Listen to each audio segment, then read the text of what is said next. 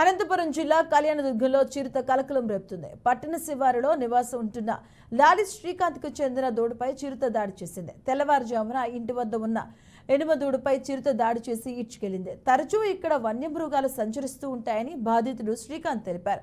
ఇలాంటి ఘటనలపై పలుమార్లు అటవీశాఖ అధికారులకు ఫిర్యాదు చేసినా స్పందించలేదని గ్రామస్తులు ఆరోపిస్తున్నారు. ఇక గతంలో గోశాలలోనూ ఆవులపై చిరుత దాడులు చేసిందని చెప్పారు. ఇప్పటికైనా అధికారులు చిరుతను బంధించాలి అని రైతులు కోరుతున్నారు. ఇక్కడ పాలు పిండడానికని షెడ్ దగ్గరికి వచ్చాము. షెడ్ దగ్గరికి వస్తే మా దూడ ఒకటి కనిపించట్లేదు. ఏమైందని మొత్తం పొలంలో ఎతకడం జరిగింది. ఎతకడం ద్వారా ముందుకు పోయే కొద్దీ ఈ చిరుతపుల్లు ఈడ్చిపోవడం జాడలు, తర్వాత దూడ ఒక బాడీ అన్నీ అక్కడ గడ్డలో తినపడడం జరిగింది. మాకు నైట్ టైం ఇక్కడే ఉంటుంటాం మేము. మాతో పాటు చిన్నపిల్లలు 5 మంది 6 మంది ఉంటున్నారు.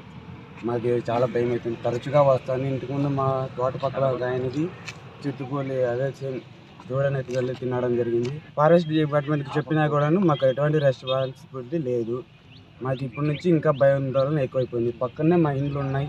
మేము ఎప్పుడు పార్లాడే ప్లేసెస్ ఉంటాయి. చిన్నపిల్లలు మాతో పాటు తిరుగుతూ ఉంటారు.